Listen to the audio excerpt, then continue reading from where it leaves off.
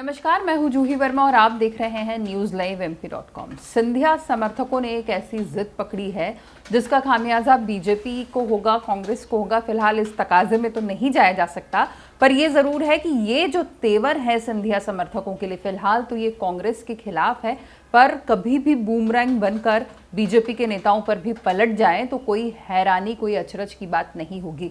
मामला ग्वालियर का ही है, जहां पर एक प्रोग्राम हुआ, confederation of all India traders का ये प्रोग्राम था, जिसमें मंच पर ग्वालियर से जुड़े हुए तमाम जनप्रतिनिधि मौजूद थे। इसमें कांग्रेस विधायक प्रवीण पाठक भी पहुंचे थे। वही प्रवीण पाठक जो उपचुनाव के दौरान ज्योतिरादित्य सिंधिया पर काफी ताने कस चुके हैं, चुनाव के बाद भी उन्होंने सिंधिया के खिलाफ अनाप शनाप बातें कही हैं। और इसका असर कुछ यूं देखने को मिला कि जब ये कन्फेडरेशन का प्रोग्राम था, ये नववर्ष मिलन समारोह था जो किसी भी दलगत राजनीति से काफी ऊपर उठकर था। पर चूंकि कांग्रेस विधायक प्रवीण पाठक यहाँ मंच पर मौजूद थे, तो बीजेपी विधायकों ने इस पूरे प्रोग्राम का, बीजेपी के दूसरे नेताओं ने इस पूरे प्रोग्राम का बायकॉट कर दिया।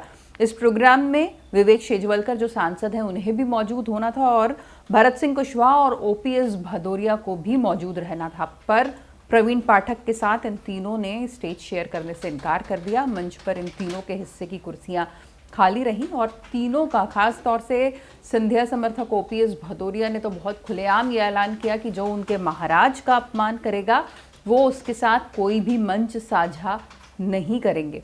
इस मौके पर जो जिलाध्यक्ष हैं वहाँ के, कमल माखीजानी, बीजेपी जिलाध्यक्ष, वो प्रोग्राम में शिरकत करने ज़रूर पहुँचे और बात को संभालते हुए उन्होंने ये कहा कि मैं जिलाध्यक्ष हूँ, पूरे ज़िले का प्रतिनिधित्व करता हूँ, इसलिए जो नहीं आए हैं उनके बदले भी मैं आया हूँ और मैं हूँ ही। इस तरह से उन्होंने बात संभालने की कोशिश की, पर यह साफ नज़र आया कि किस तरीके से सिंधिया समर्थक अपने खेमे को लेकर इतने एडमेंट है, इतने मजबूत हैं अपने खेमे के लिए कि उन्हें हिला पाना मुश्किल है। तो अब ये सवाल उठ रहे हैं कि ये जो सिंधिया समर्थकों के तेवर हैं, पहली बात तो ये बीजेपी में इस तरह के तेवर चलते नहीं हैं। वहाँ पर कोई खेमा इस तरह से सक्रिय नहीं होता कि खुलेआम किसी प्रोग्राम का बायकॉट हो और ये कह दिया जाए कि हम फलाने के समर्थक हैं, हमारे महाराज के बारे में बुरा कहा गया, इसलिए हम इस प्रोग्राम में नहीं जाएंगे। ये बीजेपी का अनुशासन नहीं है। ये